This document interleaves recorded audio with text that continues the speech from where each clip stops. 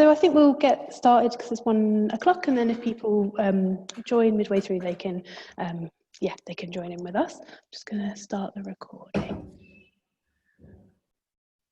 Okay, perfect. So hello everybody, welcome to the next in our summit series of webinars looking at creating your international strategy.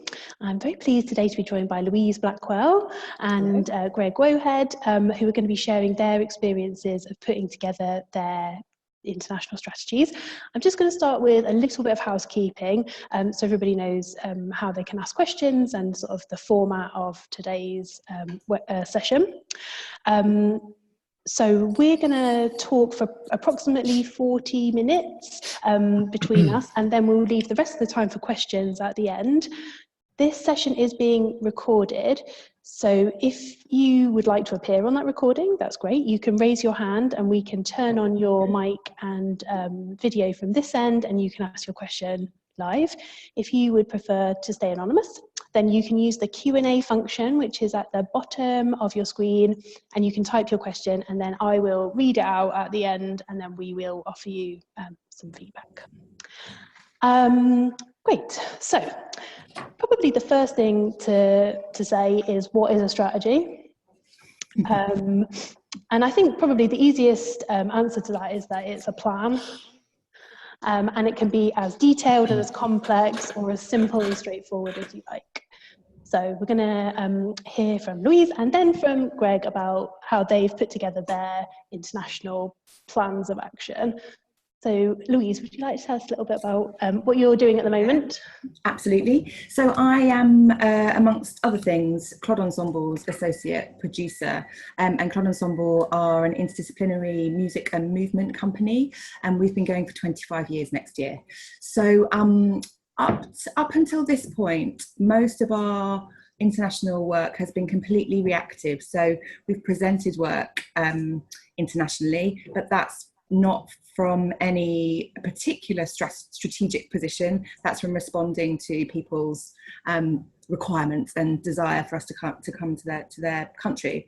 But this strategy, it feels like we're at a good point now to think about a strategy and make a plan for the next 3 to 5 years. And I think that thing about what a strategy is kind of one of the most important things for us was to work out why we want to do it.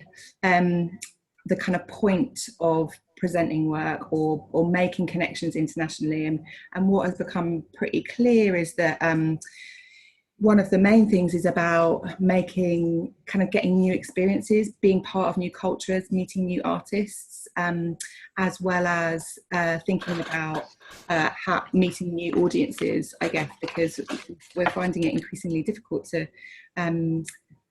present our work of scale, in particular in the UK. And so one of the reasons is that we hope that we will be part of a kind of bigger, more global, interdisciplinary ecosystem by presenting work internationally. We also want to raise our profile. Like we've focused on making work in the UK, and no one really knows who we are on the international scene, so that's another reason for doing it. And the final reason for doing it really is about wanting to keep making work, so finding partners that will enable us financially and with other resource to be able to keep making our work happen. I think that's really interesting. Can I ask you a couple of questions? Sure. About that? So it's interesting that you say, given Clod Ensemble have been going for 25 years, and that you have worked internationally quite a lot, that it's only at this point that you're thinking about why you want to work internationally. And I wondered kind of, what drove, I know you said you're working responsibly before, but kind of, why did it feel like this was the point in which to address that particular question? I guess it's to do with, well, one of the things is that we have a company of people. In terms of the kind of core Clods team, there's a really, really robust team of people that can support working internationally now. I also think that we've started thinking a bit more. So Clod Ensemble is run by Susie Wilson, who's a director and choreographer, and Paul Clark, who's a composer. And Paul in particular has been working working a lot more internationally in his work that he does outside of Claude Ensemble. So with Katie Mitchell, and he composed for a piece that opened the Shed in New York, and so he's been working a lot more internationally than actually Claude Ensemble, the company, have. He works with Gar Saint-Lazare, and so other people that kind of whose bread and butter is international touring. And I guess we've just started to follow him around a bit and be in the places that he's in and think about and just notice the kind of work that's being made internationally, and thinking that there's potential for us to grow as a company in that area, I suppose. Cool. I think that leads me on to my other question, which is about kind of market. So you were saying that it's increasingly important for Claude Ensemble to find partners and money outside of the UK. Yeah. When we had our little pre-chat, we talked a little bit about kind of about the appetite for the type of work that Claude make, and I wondered if maybe you could say a little bit more about. Yeah. So we've always had the kind of instinct that there's a potential for our work in Europe, which is kind of a big generalisation, but particularly, I guess, kind of through the work that Paul's done with Katie Mitchell, understanding the kind of German market a bit more, and also there being not such an emphasis on singular art forms.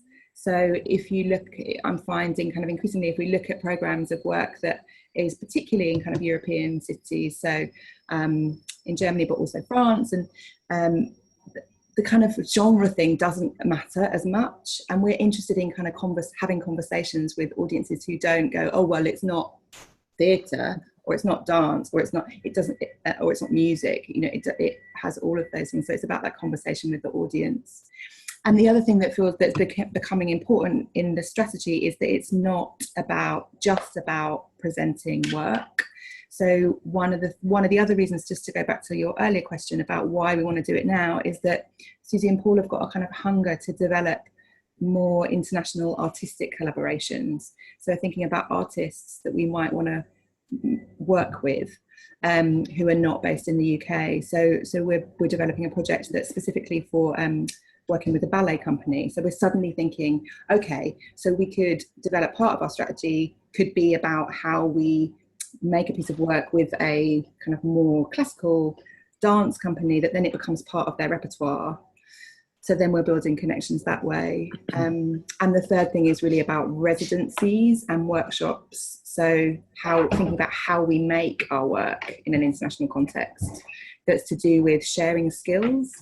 So, Susie and Paul have an incredible amount of experience and knowledge, and also we run a program called Reboot in the UK, which is about continued professional development for artists. So it's about how those for practices can be shared more internationally too. So that feels really important and something that's pretty new for us, really. Cool. That's really clear. I wondered if I could ask you kind of practically how you've gone about kind of creating your strategy and sort of what format that it takes. Yes. The basic question. We're literally just like getting to the point of it. I've just kind of finished the first draft of it, really, but the starting point was absolutely going, okay, who do I know that knows Claude's work pretty well, who works in international contexts. So I've basically had a series of conversations with a range of kind of brilliant people who've championed Claude's work in the past, like Wendy Martin, who was at the South Bank Centre and she presented Red Ladies, which is a Claude Ensemble piece, but she also has worked in Perth and she's in Australia, and I had such a useful conversation with her, and actually we hadn't connected for a bit about Claude's work, so it was also a sharing of, oh, this is what we're doing now. So I'm finding it kind of those conversations, I probably had like 9 or 10 with different people. Like Eileen from Forced Entertainment was also incredibly generous with her time, and it's that shared thing of going, okay, we're thinking about our international strategy. Where do you think we might sit, and can you share contacts and all of that? But also an opportunity to tell people what we're doing as well, because it feels like there's a few key influences, particularly in terms of people internationally who ask UK promoters. There's a few, it's emerging, there's a kind of few key promoters in the area that we're working in that people ring up and go, okay, so what's good? of course, let it happen. That happens, of course, in the UK as well. So it's interesting that everything is kind of a, communications and networking kind of opportunity, isn't it? And yeah, totally. also a kind of like, once you say it's happening, then it will make it happen as well. That's basically how I've worked for the whole of career. I say, oh, I'm going to do this thing. Then it suddenly becomes a bit more real because you've said you're going to do it, so you have to do it. And then have you gone, I imagine because Clod is a much more is a really established organisation, and you have a board and everything. Is there quite a kind of formal process in the way that you've kind of put this together? Is it sort of I mean, ambitions and a full document? And so sorry, you asked me what format it's in. At the moment, it's just it's a 20-page document at the moment, which is kind of pretty heavy to read. But me and Kit, who's Clod's associate producer, he's kind of going to make it look really kind of beautiful and with images and easy to read, and it absolutely will go to the board in January, I think. But also, really importantly, I haven't just kind of, because the team at Clod is me as associate producer, who's very part-time, and then Roxanne Peake-Payne, who's Clod Ensemble's full-time producer. And Rox has been doing a whole load of brilliant work over the past 3 years, really. And this also connects with why we're doing it now. So we were part of the new British Music Theatre showcase at Opera Dagen in Rotterdam. And there's just been a few things, like we're part of the Caravan Showcase in 2018, in the trade fair thing. There's been a few things in the last couple of years we go, okay, we're in a position now where we can do this because we're doing it where we haven't before. So I've talked with Roxanne, we've worked out internally who we know, what conversations have happened over the past few years, and that sort of starts to build like the geographical areas that we're going to focus on because of contacts that we already have, and then like build that into, and so it'll go to the board. And I'm meeting with Susie and Paul and Olivia, who's the general manager, next week or the week after, to kind of talk through the draft. And they might go, we don't want to do this. I don't think they will, but because it's kind of come from me and Rox working together. But then it will go to the board, and then hopefully, it won't necessarily be shared outside of the company because it's an internal document really, and I'm sure we'd be happy to share it once it's done, if anyone's interested. But the purpose of that, of having that document, is because you need to get buy-in from the board, and you need to have like a reference for all the different people who are kind of working. Yeah, and it's like having a business plan in a way. It's got to be totally integrated into the business plan because resource needs to go behind it, and also an action plan that has to kind of run alongside everything else because that's not all we're doing. We're not just touring or presenting, trying to make connections internationally. There's a whole other massive array of work that we're doing, so if it has to kind of interconnect, otherwise it will just be a document that sits on the shelf and no one reads again. But I've just been doing the kind of like time plan thing and getting quite excited, going, oh god, if we do all of these lovely visits and everything, it'll be really exciting. So I just want to ask you you talked a bit about capacity. Like there's like 3 people who have the kind of their role is to support the national ambitions of the company. And financially, you guys are MPO? We are MPO, and we've also got long-standing relationships with the Wellcome Trust and some other trusts and foundations, which are, of course, on a kind of cycle of 3 or 5 years, and we're coming to the point where those cycles are being revitalized, hopefully.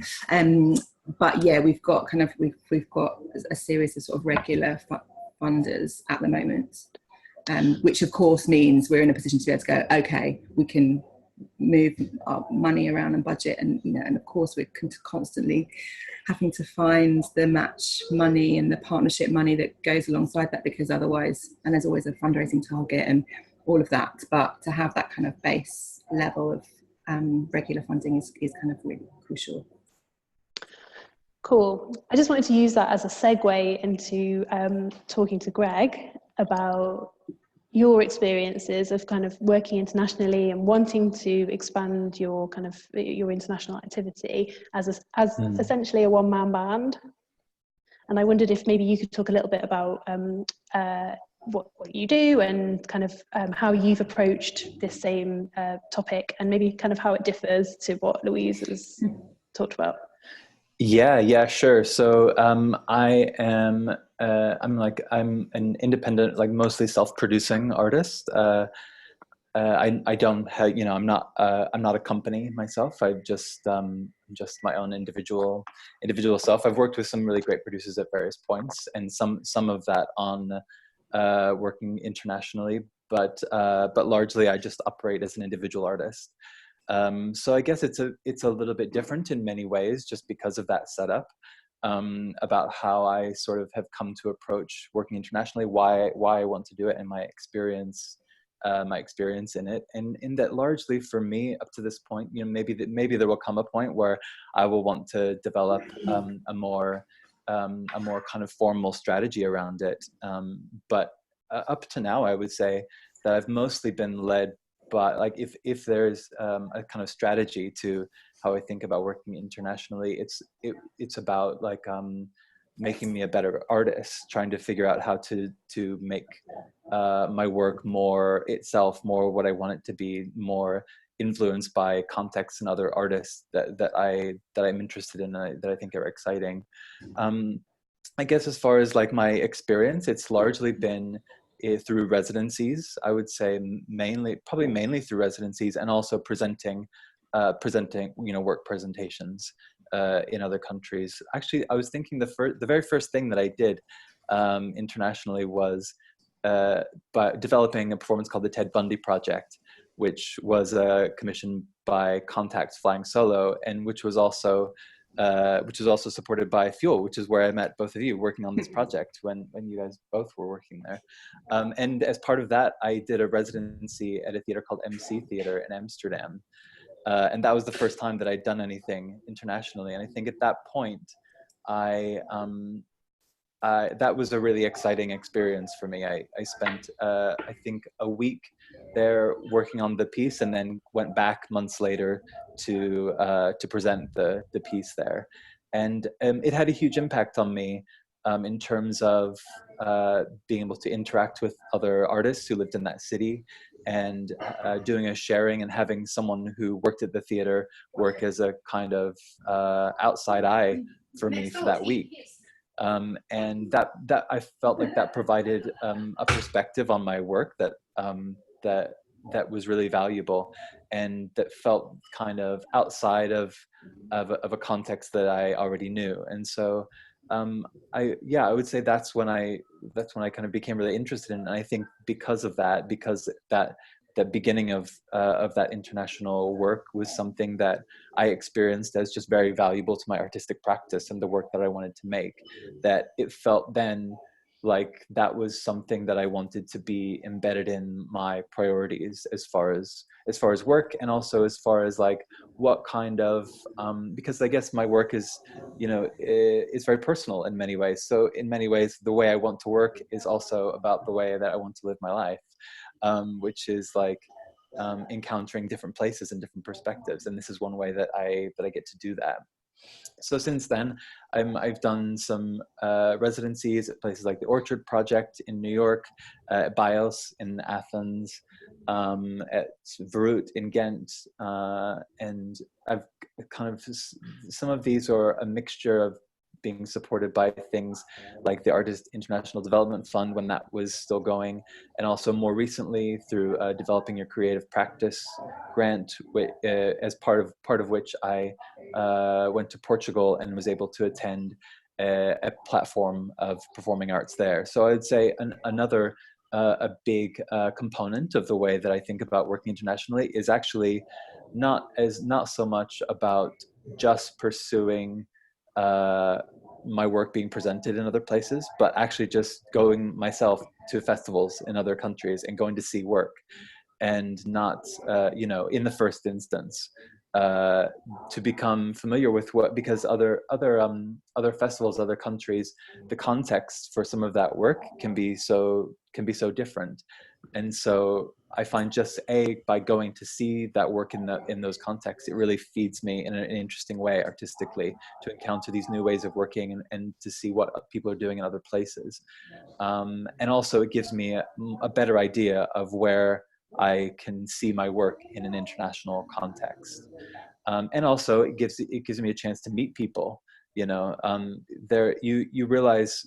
start to realize very quickly if you go to a few international festivals, that there's groups of people, artists and programmers who go around from festival to festival. You see the same faces in a lot of places from country to country around the world, which is kind of an amazing thing in of itself. It's kind of a fun thing. But you start to then become a part of that the more that you are in these places. And yeah, I mean, I guess in a way it's a kind of question of networking, but also there's a way in which it's like, oh, all these people are really interested in performance work that I'm interested in, and like I find that it's easy in that way to have naturally occurring kind of conversations about the work that it's, I guess, in some ways a way that I almost have to trick myself into networking, because sometimes the idea of that can feel kind of intimidating to me. So if I just think I'm going to this place that I find really interesting, I'm seeing a lot of work that I find really interesting, and I'm around people who also think that it's interesting, then we have stuff in common to talk about, and it kind of makes it easier to my mind. How do you pick those places? How do you decide which festival to go and visit and sort of hang out there? Yeah. For a long time, I'm still learning about other new festivals, because I feel like every time I go to a festival, I hear about several others that I haven't heard about. So I kind of started off kind of taking myself to the January festivals in New York, under the radar, and Coil when that was happening, and all that kind of stuff. Because you knew about them and you knew that it was the right kind of context from your working with. Yeah, I had seen that. I had kind of looked at. I knew people, or knew of artists or companies who had presented, or who had been invited to present work there. I think that's probably how I started to find out about some of these places, was by, there's a few things actually. One was just by people who I knew or knew of being invited to perform in places in other countries. So I would then just look at the website of that festival and see what other work was on, and if it interested me, then I would see if I could figure out a way to go. Another way, actually, a big way actually, was being involved in Caravan. I think that was the first international showcase kind of context that my work was in. And so in these kinds of showcase or platform opportunities are always I find massively helpful, just for getting knowledge of what else is out there, because you get all these delegates from different festivals and venues around the world. You then have a huge list of festivals to go and check out, and see what work is on there, and see if there's a way that you can figure out to go, or whatever it is.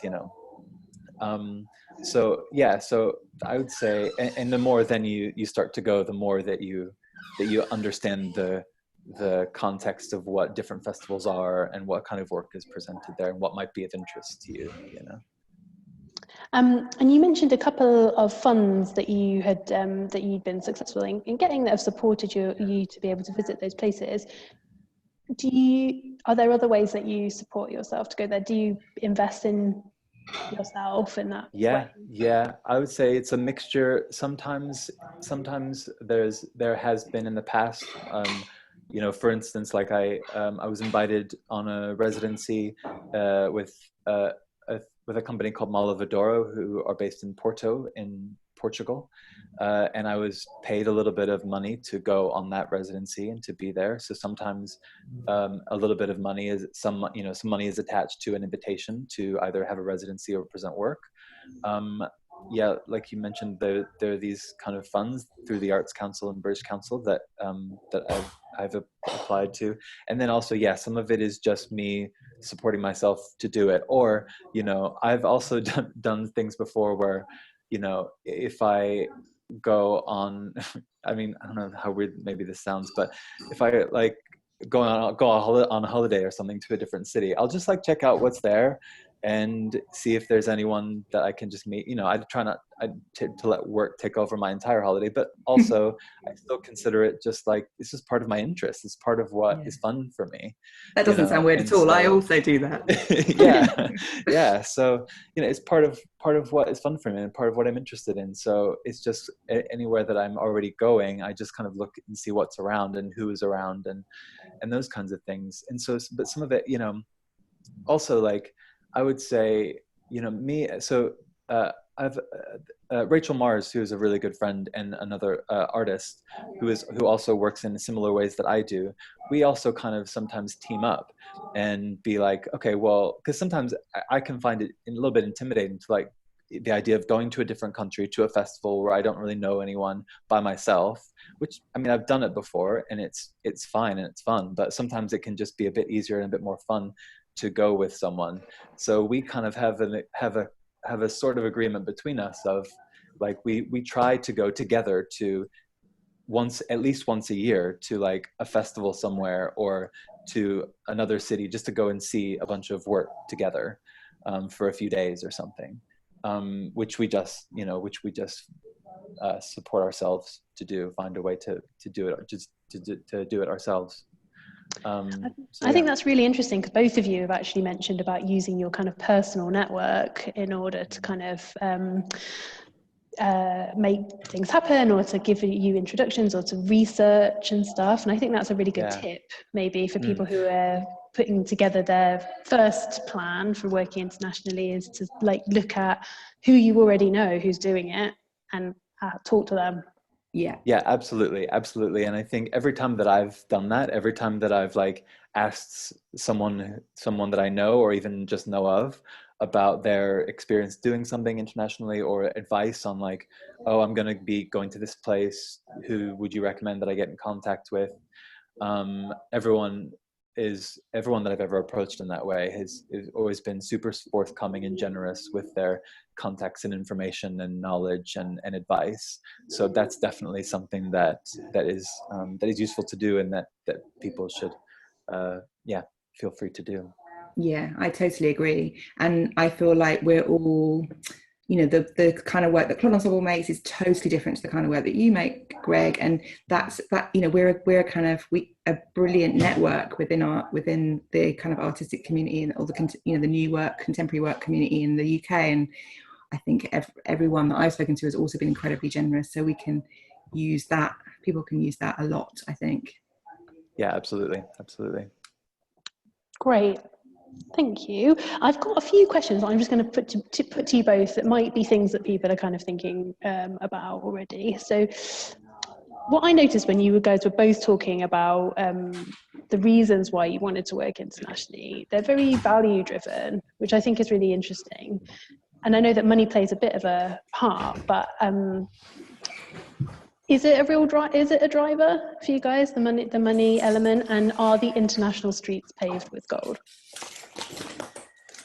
Do you want to first, Greg? Yeah. I mean, okay, so to be honest, I think for me, yeah, it is part of it has the idea of the kind of money element of it, and a hope of my work maybe being supported with a little bit more money, is something that I have had in my mind, is like that this is an idea that I have about working internationally, that it's a bit, it's better supported.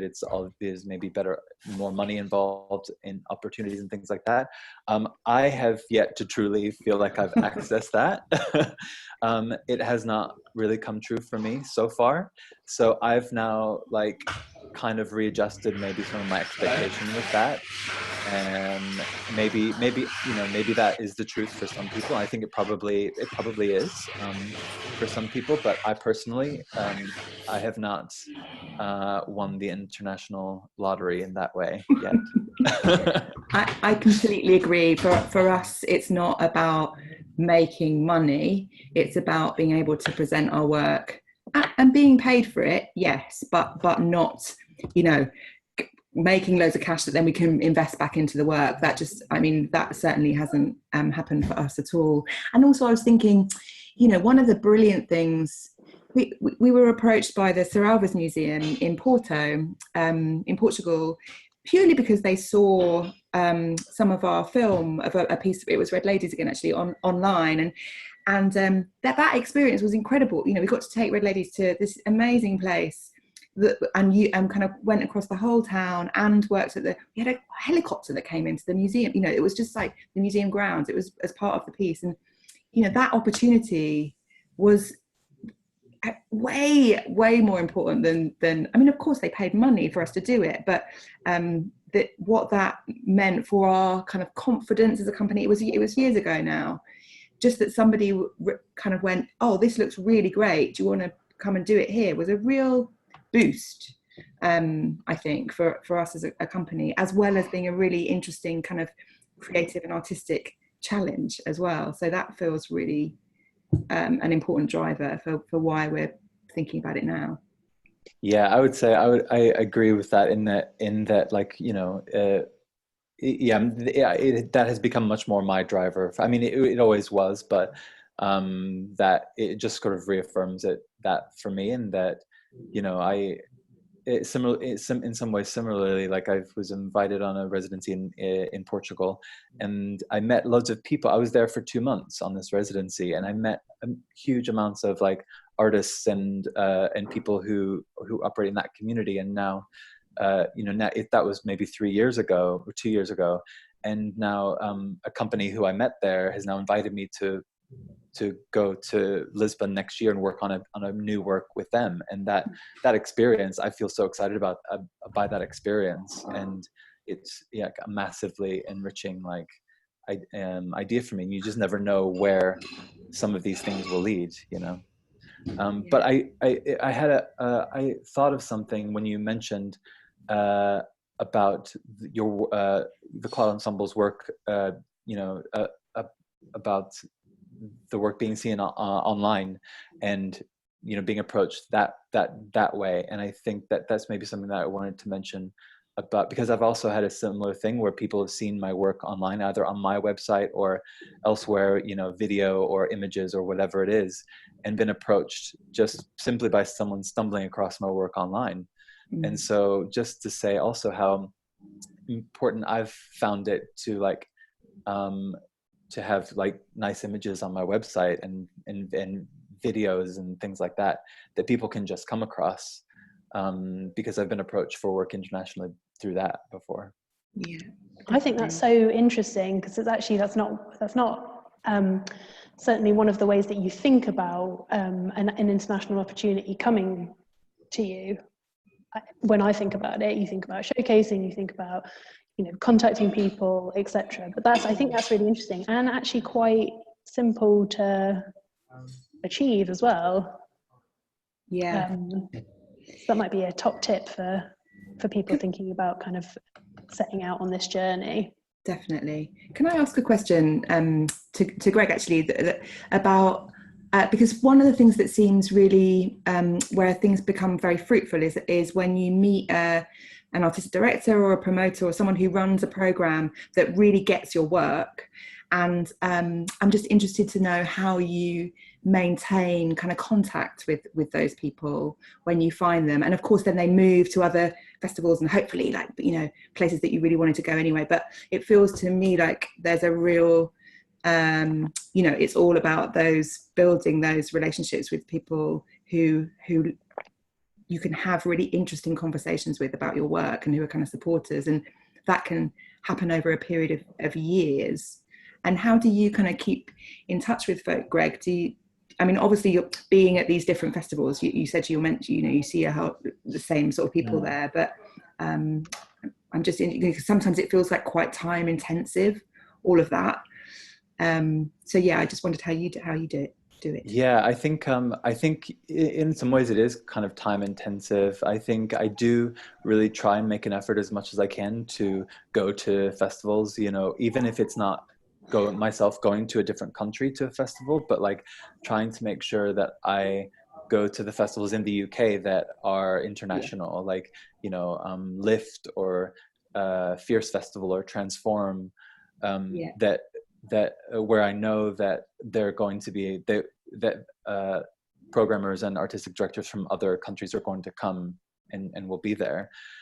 So that's really important. I also just, whenever I have a new work, I will along, because I always invite like UK programmers to come see new work when I have it, but I also I do invite people from other countries with the idea that they might not necessarily be able to come see it, but I'll invite them just along with everyone else and just say something like, I appreciate you might not be able to come, but I just wanted to keep you informed of what I'm up to. Just even if it's a short, like, hey, this is what I'm up to. I try to keep in contact with people that way, even if it's not a definite, like, oh, I think you'll be able to come and see this work. Or even if it's not a definite, I think this work is for you.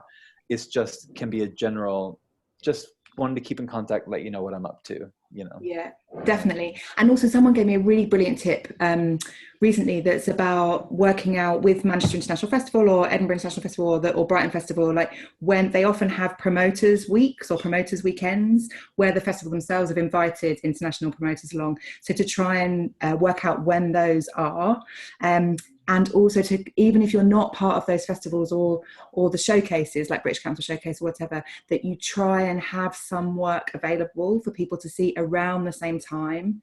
Obviously only if it fits in with the schedule of what you're doing anyway, not as a kind of one-off, it wouldn't be worth it probably, but that then, people do travel and particularly around those festivals. So from international context. So yeah, that was like, oh yeah, that's a really good thing to remember, to try and work out from, or find out from whoever's running those festivals when the promoters will be in the UK. Yeah, absolutely. I think that's, I totally agree with that, because these, people, when people come over from different countries, they're actually just looking to get the most out of their visit. And so if you can give them something that gives them a little bit more for what they're getting out of that visit, I think that's good for everyone, probably. Yeah. Cool. I'm going to just invite anybody who's watching, if you'd like to offer a question. I'm going to ask a question, and then if you wanted to type your questions, then we can come to those shortly. So I just wondered if we could maybe offer some top tips. So like from this process of kind of working internationally over the last few years and kind of putting together maybe a formal strategy, do you have any kind of top tips for people who are just starting out on this journey? Like, what should they be doing now? Do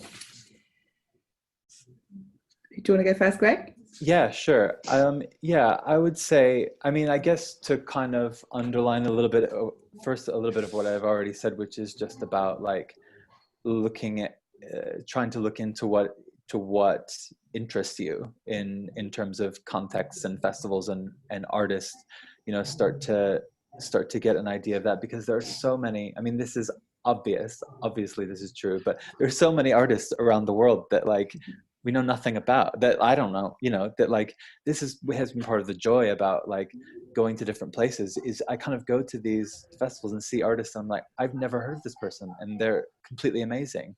And they're very well known in other places, but I haven't heard of them, and that's such a joy so I would say like try to follow your nose as to what interests you first. But I think I think also, if I'm being honest, what has helped me, if we're thinking about like people maybe starting out in some way in this kind of way of working, it has helped me in the beginning to have some pieces of work that are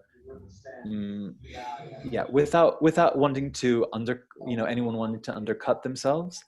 I have found it an advantage at points because I have a couple of pieces of work that are really cheap and easy to do, that travel with nothing but myself and what I can take on a plane, and I can show up and do them.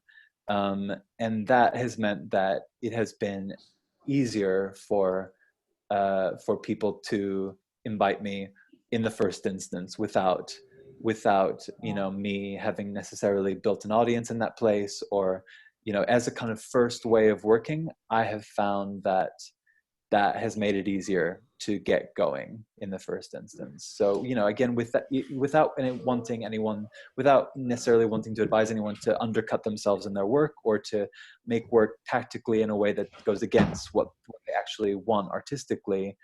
I think that, if I'm being honest, that's something that has helped me sort of start to make those connections with the work. Yeah, I think that's a brilliant point, because and we don't have that. We don't. There's the work that Claude Ensemble makes has lots of people in it, and there's very few. There have been some solo pieces over the years, but they've often been very, very language driven, actually, weirdly, for because Claude's work is mostly language free. But I think we're thinking about how we might make a short 10-minute, particularly in dance contexts, kind of a short 10 to 15 minute calling card piece. But we've been thinking about that for a while, and we haven't done it yet, so I don't know whether we actually will. But I think that's a very valid point. And it's also often, I think, the showcases that happen in the UK support work that they know will be easier to tour potentially, or in terms of scale. So one of the challenges that we have at Claude Ensemble is absolutely about how we tour bigger scale work. But one of the things I was thinking about a top tip was to tell people that you want to work internationally. So if you're touring in the UK and you know people like I don't know who's coming to my mind, Kevin from Home or Annabelle, anyone who you know in the UK that loves your work, tell them that you want to work internationally and ask them to recommend people who they think might like your work, and ask them to introduce you. That won't always be possible, but that kind of starts with who you know and tell them that you want to do it. It feels like an obvious thing to say, but yeah, I'm finding just through discussions with people, they're like, oh, right, okay, great, we didn't realise you had those ambitions. So it's always important to state the obvious, I think, sometimes. Brilliant. We've got a couple of questions from our from people watching. So the first one is, do you adapt your promoters packs for international contacts? And if so, how? Promoters packs. Well, we tend to... we don't really have a pack anymore. Like, we have a little memory stick or something that we really just use our website actually as a calling card now. Like, we used to make packs and with loads of we just don't do that anymore, because I think it's not useful for people to take loads of stuff around with them. I think we try and talk, we absolutely think about the practicality, like how we describe the practicalities very differently. So whether it flies by, goes by air or by freight and a boat and that kind of stuff. But that's really when we're getting into the kind of nitty gritty of having a conversation about taking something somewhere. It's that the early kind of getting people interested is we often are just kind of try and be really true and really simple about how we describe our work. And do you find that is more useful, sort of concentrating on the sort of artistic intention of the work than say who it's for? So in the UK, often like what programmers want to know is like, what audience is this going to appeal to? Yeah, I mean, yes, I think that's true, because I think well, certainly for me, in these new contexts, I don't know who the audience, what their audience is. That's the beginning of the part of the exploration. Is we want to meet new people, but we don't want to, we can't assume who those audiences are for those venues. So we don't know. So absolutely. Somebody also said to me recently that particularly in a European context, there's lots. It's much more theme driven. That promoters are interested in kind of the thematics of the work, as well as the kind of aesthetic and the form. But so thinking about, which is really useful for Claude, because we make lots of work that fits within the kind of crossover between kind of medicine and art. And so sometimes we can talk about the themes more easily than talking about what it is, because we often don't know what it is until we've made it. What about you, Greg? Have you made any kind of amendments or additions? Yeah, I think similarly. My how the ways in which I think of it differently are quite minor in that I might add a line about I get most of my work is fairly text heavy, I would say. And so, I would put a line if I have some thought about surtitling or something like that, then I might put that, and I might put a kind of basic line or two about like you said, Louise, about freight or what needs to travel in terms of that.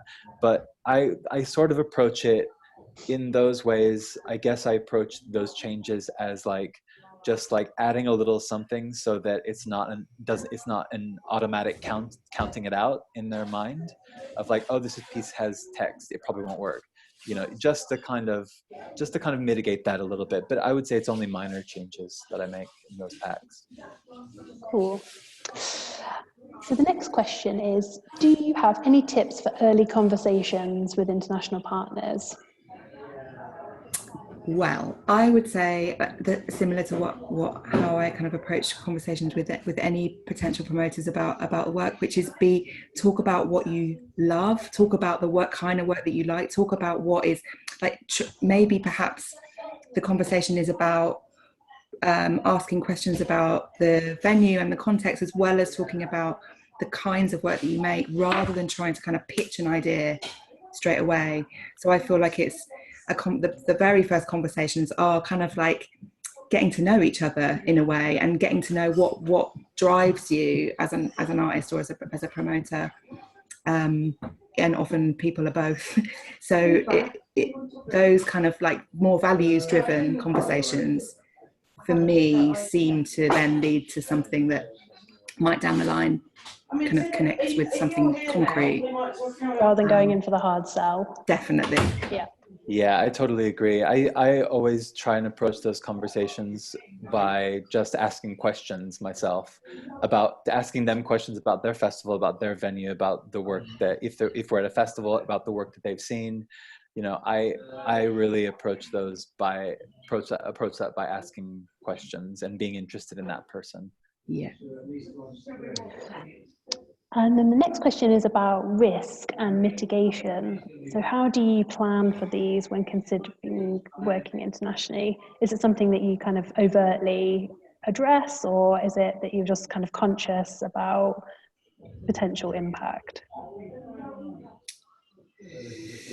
I mean, it depends, like as with everything, what the context is and what the kind of level of risk is. We often work with lots of performers, and so in the way that we do in the UK, just thinking about what happens if something happens to one of their, in terms of dancers, it's a similar thing. I mean, we try and mitigate the financial risk, as part of the deal doing. So hopefully, but then there'll always be there'll be things that could go wrong.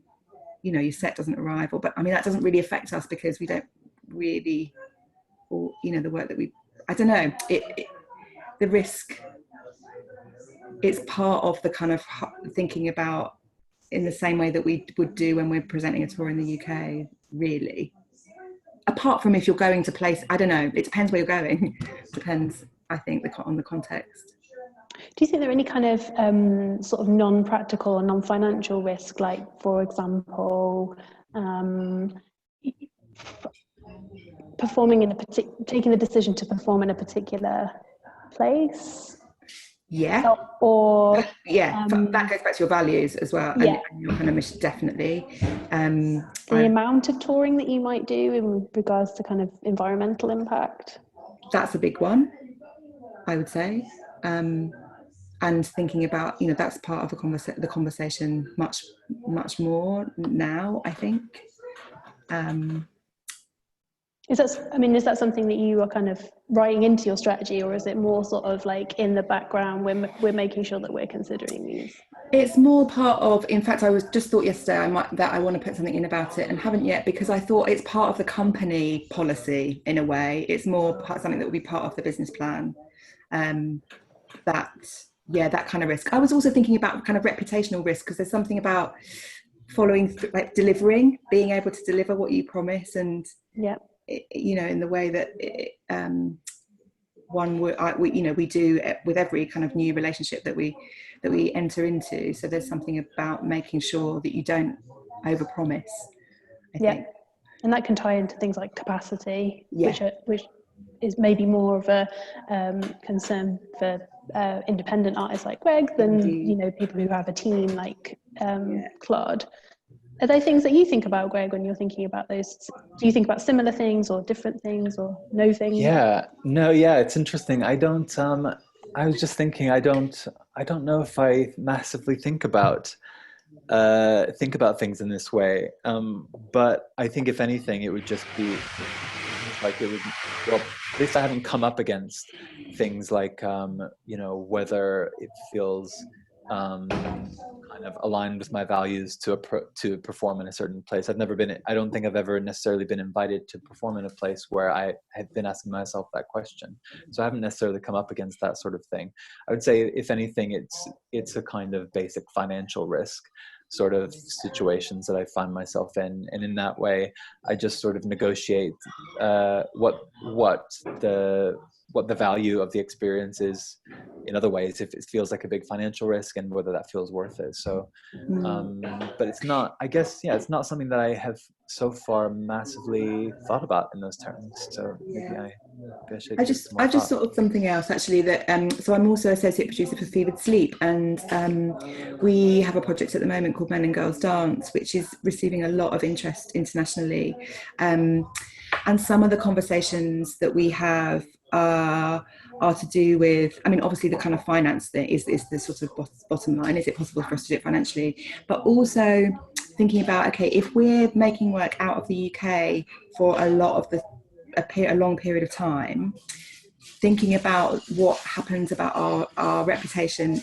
within the UK, and the kind of, particularly as we're coming up to another MPO round, being present and being seen in the UK is something that we think about, like how a year pans out. If we're completely making work internationally for the whole year, what does that mean to how we're seen in the UK? So I suppose we do think about things like that. Brilliant. So we've got one more question. This one's really about kind of perception. Do you think, in your experience, do you think that there is a kind of preconceived idea of what British work is to people who are outside of Britain? Does that make sense? Yeah. Do you want to go, Greg? Yeah, I mean, I think definitely, I think I have certainly encountered people in other places who have an idea of what British work is, I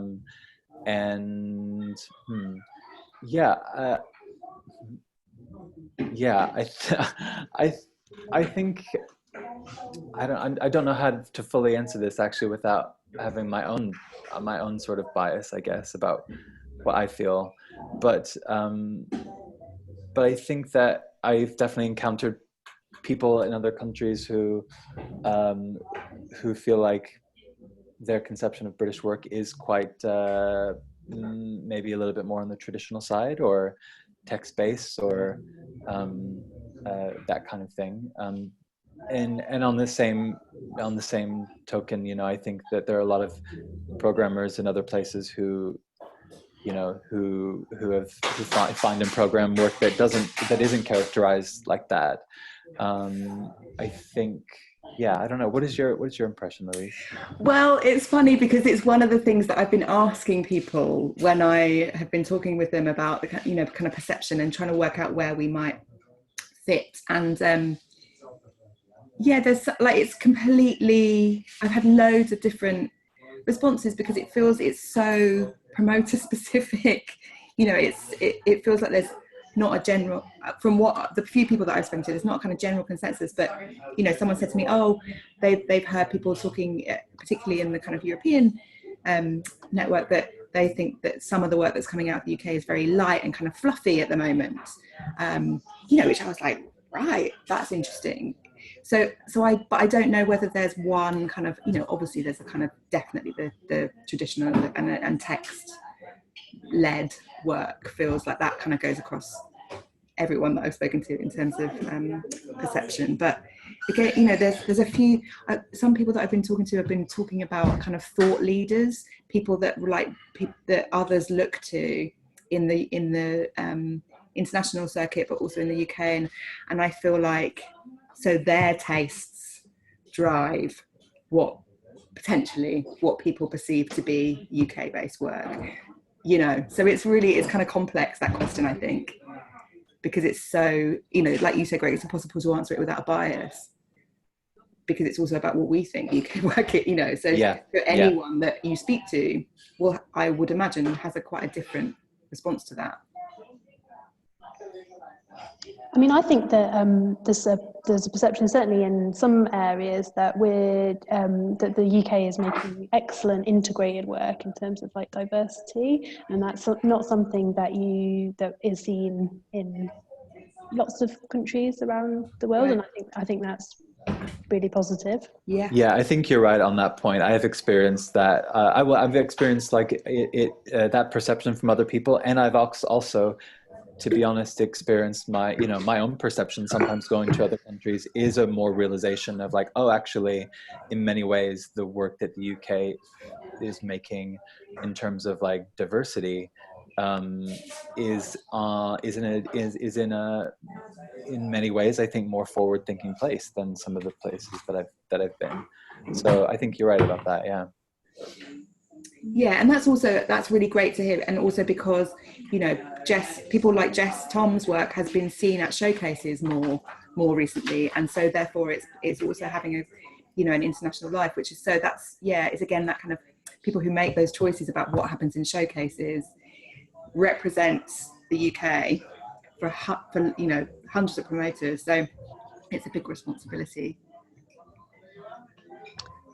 Cool. Well, I hope that's answered questions that people might have. We've come to the kind of end of the session now. So unless you guys want to offer any other thoughts or anything, I just want to say thank you so much for your time and for sharing your experiences with us. I hope it's been helpful for people, and we'll be back in January with a session on networking. So thank you everybody. Cool. Thanks a lot. Thanks. Bye. Bye.